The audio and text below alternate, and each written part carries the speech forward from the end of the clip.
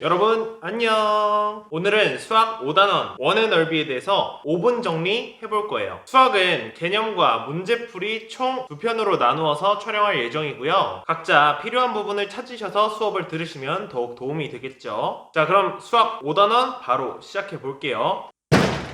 파트 1 개념 정리입니다. 파트 1은 원의 넓이를 알기 전에 원과 관련된 다양한 개념들을 먼저 정리해보고 시작할 겁니다. 자, 여기 원을 하나 선생님이 그렸어요. 이 원에서 먼저 알아둬야 될 것은 바로 원의 중심입니다. 원의 중심은 원 한가운데 있는 점을 원의 중심이라고 합니다. 그리고 이 원의 중심을 지나면서 가장 긴 선분이 바로 원의 지름 혹은 지름이 되겠습니다. 이 지름은 5단원에서 매우 중요한 역할을 하니까 반드시 기억하세요. 또한 이 지름의 절반인 반지름도 매우 중요한 개념이니까 기억하고 넘어가시면 되겠습니다. 그 다음은 빨간색으로 쳐놓은 원주가 매우 중요합니다. 원의 둘레는 원주고 원주는 원의 둘레입니다. 잘 기억하고 가시면 되겠어요. 자, 이렇게 간단하게 파트 1 개념 정리 해봤고요. 원의 중심, 원의 지름과 원의 반지름, 원주라는 개념 가져가시고 다음 파트로 넘어가 보도록 할게요.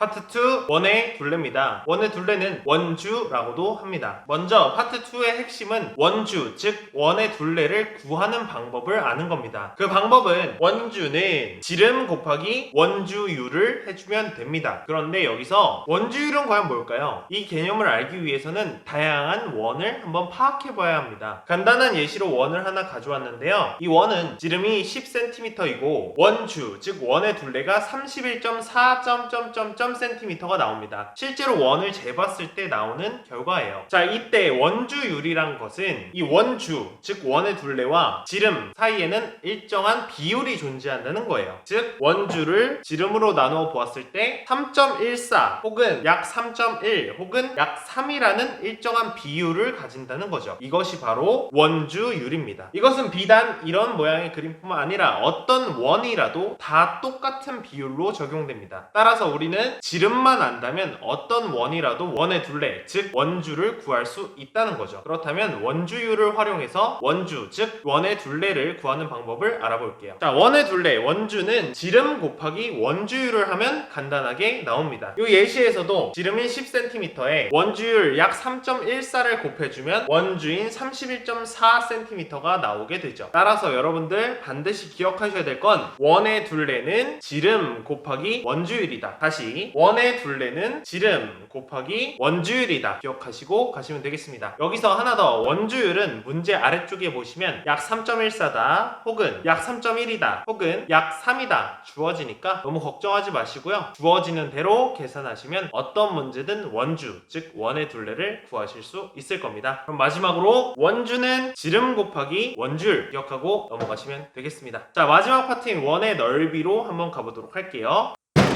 마지막 파트 3는 원의 넓이입니다. 원의 넓이에서는 원의 넓이를 구하는 공식 그 자체를 잘 외워두시고 마음껏 활용할 수 있으셔야 합니다. 먼저 원의 넓이가 어떻게 구해지는지 알아보도록 할게요. 자, 일단 이렇게 원이 하나 있는데 이 원의 넓이를 구하기 위해서 이 원을 8등분 잘라서 이어 붙여봤어요. 이렇게 되겠네요. 자, 요걸 보시면 하얀색은 원의 반지름을 나타내고요. 빨간색은 원의 둘레의 절반 빨간색을 나타내죠. 그리고 아래 파란색은 원의 둘레의 아랫부분 파란색을 나타냅니다. 자, 이렇게만 봤을 때 이 녀석도 넓이를 구할 수가 없어요. 따라서 조금 더 나눠보죠. 이것은 못 그렸지만 16등분 한 모습이에요. 16등분을 해서 이어서 붙였더니 이렇게 아까보다 좀 더 촘촘하게 만들어졌네요. 아직까지 이쁘지 않아서 점점 더 잘라서 붙여보았더니 결국엔 이렇게 완성이 되었습니다. 무슨 말이냐면 원의 넓이를 구하는 방법이 없기 때문에 원을 잘게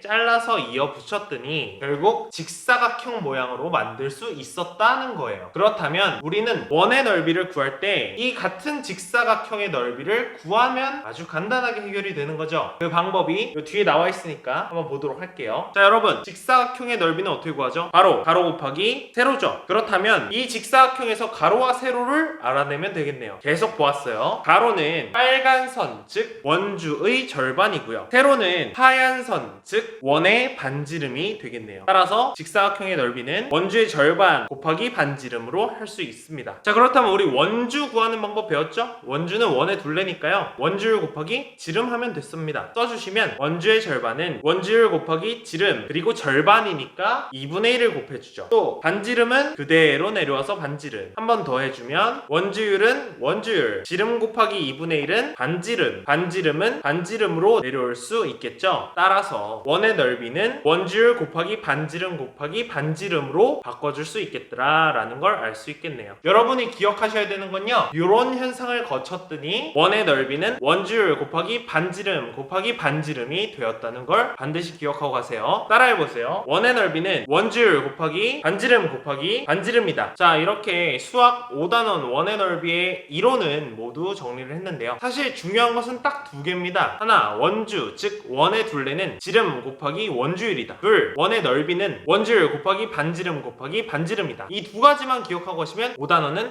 끝입니다. 나머지는 다 대입해보고 뭐 계산하는 문제니까요. 연습 때 많이 해보시면 아주 쉬울 겁니다. 두 공식 반드시 머릿속에 넣고 가시기 바랍니다. 자, 오늘도 수학 공부하느라 모두들 고생 정말 많았고요. 우리는 다음 수학 5단원 원의 넓이의 문제풀이에서 만나도록 할게요. 그럼 여러분 안녕.